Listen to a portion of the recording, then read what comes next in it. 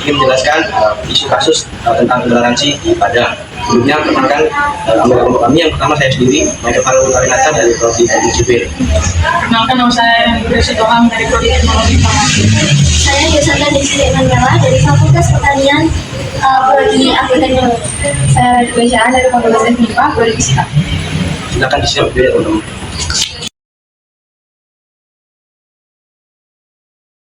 Juni merupakan seorang buruh harian lepas yang mengontrak rumah di Kampung Nias 3, Padang sejak Juli 2023.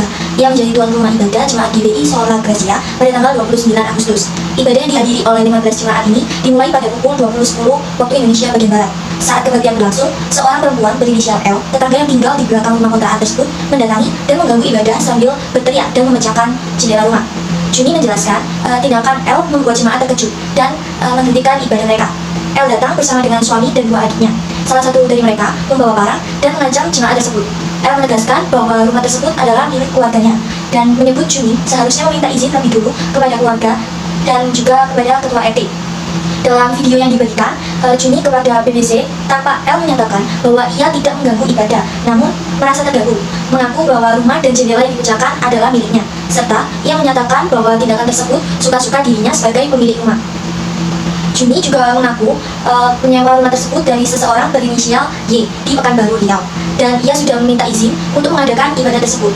Ia juga mengeklaim sudah melapor kepada RT setempat.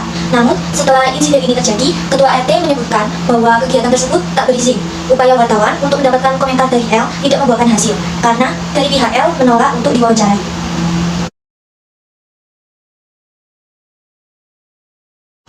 Penyebab yang terjadi dalam kasus tersebut yaitu adanya klaim kepemilikan yang agresif ditunjukkan oleh L yang menganggap rumah tersebut milik keluarganya dan memasarkan haknya dengan merusak jendela serta mengancam jemaat yang sedang beribadah.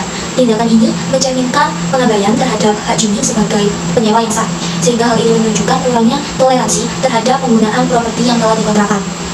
L juga mengekspresikan ketidaksenalannya terhadap ibadah yang berlangsung dengan cara yang agresif, mengancam kenyamanan dan juga keamanan jemaat. Selain itu, L juga langsung menghadapi jemaat dengan ancaman tanpa berusaha berkomunikasi terlebih dahulu dengan Juni atau dengan pihak RT. Hal ini menimbulkan kurangnya mediasi dalam menyelesaikan sebuah konflik.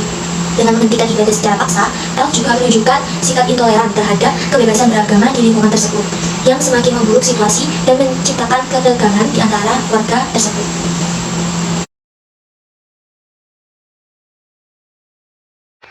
Shalom. Oke, baik, untuk penanggulangannya sendiri, menurut Kepala Seksi Humas Polda Padang, Inspektur 2 Yanti Devina menyatakan insiden di Kelurahan Banuran merupakan kesalahpahaman antara dua pihak tanpa ada unsur pelarangan ibadah. Menurut Yanti, pelaku yang dilaporkan mengancam memiliki riwayat gangguan jiwa dan dipulangkan setelah pemeriksaan. Kepala Kepolisian Kota Padang, Tarmizi Ismail, menyatakan bahwa masalah ini bukanlah konflik SARA, melainkan perselisihan sosial akibat musik keras saat maghrib hingga isya yang menimbulkan ketidaknyamanan antara warga sekitar. Terima kasih.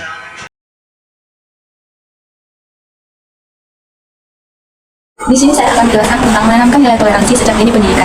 Mengenai toleransi perlu dimulai usia anak-anak, baik di sekolah maupun di dalam keluarga. Pengajaran yang konsisten akan berbentuk sikap saling menghargai perbedaan di masa depan, menghormati keberagaman budaya dan keyakinan masyarakat, perlu memahami bahwa Indonesia kaya akan keberagaman. Menghormati keyakinan dan tradisi orang lain dapat mengurangi potensi konflik dan menciptakan hubungan yang harmonis. Meningkatkan edukasi multikulturalisme, edukasi tentang keberagaman budaya dan agama harus terus melalui media, seminar dan program komunitas lainnya. Pemahaman tentang multikulturalisme dapat meningkatkan kesadaran akan pentingnya toleransi, peran aktif tokoh masyarakat dan tokoh masyarakat, dan pemerintah harus memberikan contoh baik dengan menyalurkan pentingnya toleransi. Tindakan mereka dapat mempengaruhi masyarakat untuk menjauhi sikap intoleran. Kerjasama menolak intoleransi masyarakat perlu berkolaborasi dalam menolak ajakan kelompok intoleransi lainnya.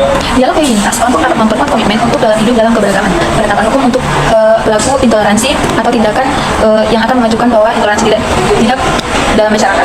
Nah, pemahaman nilai Pancasila mengedukasi masyarakat tentang nilai-nilai Pancasila sebagai dasar negara dapat memperkuat rasa saling menghargai di antara berbagai kelompok. Pancasila menjelaskan pentingnya persatuan dalam keberagaman. Menghadapi kelompok intoleransi dengan saat berhadapan dengan kelompok intoleransi lainnya, masyarakat harus tetap tenang dan melakukan tindakan tersebut kepada pihak yang berwenang. Ini penting untuk mencegah penyebaran pemahaman toleransi yang lebih luas. Toleransi beragama yang masih ada di masyarakat kita. Padahal kebebasan beribadah adalah hak setiap warga, dan mengganggu ibadah atau merusak properti jelas mencerminkan kurangnya toleransi. Konflik seperti ini harusnya diselesaikan lewat dialog dan pengertian, bukan intimidasi. Oleh sebab itu, teologi pluralisme yang paling cocok diterapkan di Indonesia karena mengajarkan bahwa kebenaran ada dalam beragam kepercayaan, mengajak kita mengasihi sesama, menjadi pembawa damai. Dalam keberagaman, kita tidak harus sepakat, tapi perlu saling menghormati agar setiap orang dapat beribadah dengan aman. Pluralisme menjadikan perbedaan sebagai kekayaan yang memperkuat kesatuan.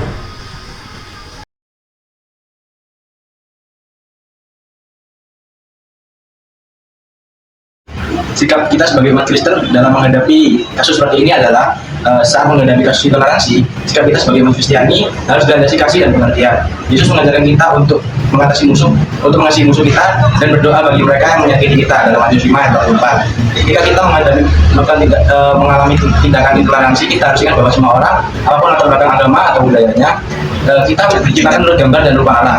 Kita juga diajarkan untuk saling mendukung dan menolong. Dan 6 ayat 2 mengatakan kita harus saling menanggung beban. Artinya kita harus berempati terhadap para korban intoleransi dan mendukung mereka dengan cara saling menghargai satu sama lain. Penting juga untuk membangun dialog yang terbuka dan konstruktif dengan orang-orang yang dari berbagai latar belakang. Dalam Matius 5 ayat 9 kita diingatkan bahwa pembawa damai adalah anak-anak Allah. Dengan menciptakan ruang percakapan dan saling pengertian, Anda dapat mengurangi ketegangan maupun membangun hubungan yang harmonis. Sebagai umat Kristiani, kita adalah membawa terang dan garam bagi dunia. Dengan mendapatkan prinsip ini, toleransi dan kedamaian dunia akan tercipta dengan lancar. Terima kasih. Kesimpulan dari kasus ini adalah kasus intoleransi yang dialami Juni menyoroti tantangan dalam menghormati kebebasan beragama. Sikap agresif L yang mengklaim rumah sebagai miliknya tanpa menghargai hak Juni sebagai penyewa mencerminkan intoleransi terhadap perbedaan kepercayaan. Sebagai orang Kristen, kita diajarkan untuk merespon dengan kasih. Matius 5 ayat 44 dan mendukung sesama dalam Galatia 6 ayat 2. Teologi pluralisme mengajarkan kita untuk menghargai nilai-nilai universal dan membuka rumah atau ruangan dialog. Penting bagi kita terciptanya mahasiswa yang damai di tengah keberagaman. Terima kasih. Itu tadi video dari kelompok kami. Semoga teman-teman bisa memahami apa yang dilakukan. Shalom.